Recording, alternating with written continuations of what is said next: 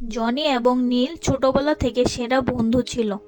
একটি ঘন জঙ্গলের প্রান্তে অবস্থিত ছোট একটি গ্রামে বড় হওয়া তাদের দিনগুলো ছিল অন্তহীন ও দুঃসাহসিক অভিযানে ভরা। গাছে চড়া, লুকানো পথ আবিষ্কার করা এবং একে অপরকে নতুন উচ্চতা জয়ের সাহস দেওয়া। বছরের পর বছর ধরে শেয়ার করা হাসি, গোপন কথা এবং মাঝে মাঝে ঝগড়ার মাধ্যমে তাদের অটুট বন্ধন হয়ে উঠেছিল। একদিন জনি তার দাদার বাক্স থেকে একটি পুরনো মানচিত্র খুঁজে পায়। মানচিত্রটি একটি গুপ্ত ধনের সন্ধান দিচ্ছিল, যা পাহাড়ের গভীরে কোথাও লুকানো ছিল। অন্যরকম এক রোমাঞ্চের প্রত্যাশায় উত্তেজিত জনি দৌড়ে নীলের বাড়িতে গিয়ে ধুলায় ঢাকা মানচিত্রটি তার হাতে নাড়াচাড়া করতে থাকে। বলল, নীল, দেখো আমি কি পেয়েছি, একটি গুপ্তধনের মানচিত্র। আমাদের এটি খুঁজতে হবে। জনি উত্তেজনা চিৎকার করে বলল, তার চোখে উজ্জ্বলতা ঝলমল করছিল।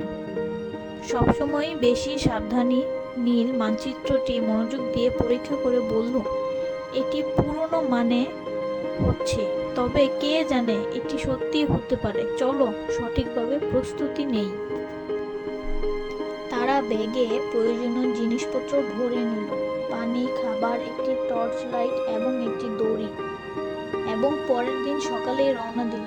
পাহাড়ের পথ ছিল দুর্গম এবং খাড়া, ঘন গাছপালা এবং প্রতিটি মোড়ে লুকিয়ে থাকা বিপদ।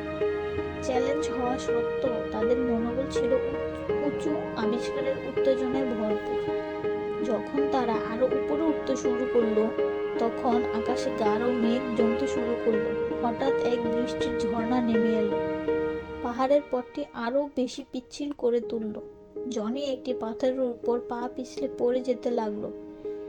সে হালকা আতঙ্কে হাত পা ছুড়ছিল, তবে পড়ে যাওয়ার আগেই নীলের শক্ত হাত এগিয়ে গিয়ে তাকে ধরে ফেলল। বৃষ্টির ঝর্ণা থেমে গেল, তারা আবার যাত্রা শুরু করলো। পাহাড়ের পাথুরে পথ পার হয়ে তারা একটি মনোমুগ্ধকর জলপ্রপাতের কাছে পৌঁছালো। সাদা ফেনায় ভরা জল ধীরে ধীরে পড়ছিল পাহাড়ের উঁচু দিক থেকে, চারপাশে তৈরি করছিল এক রোমাঞ্চকর পরিবেশ। জনি এবং নীল কিছুক্ষণ বসে বিশ্রাম নিল। জলপ্রপাতের ঠান্ডা বাতাসে তাদের ক্লান্তি মুছে যাচ্ছিল। তারা পাহাড়ের আরো গভীরে যাত্রা চলে গেল, যেখানে পাথুরে গুহা আর সরু জলধারা ছিল।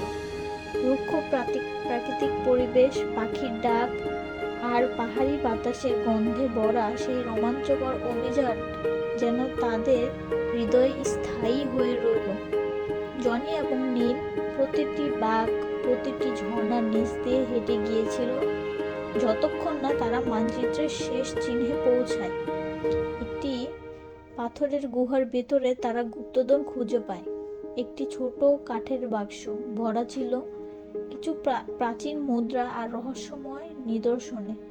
সেই অভিযানের রোমাঞ্চ আর প্রাকৃতিক সৌন্দর্য তাদের বন্ধুত্বের গল্পের এক অমিলন অধ্যায় হয়ে রয়।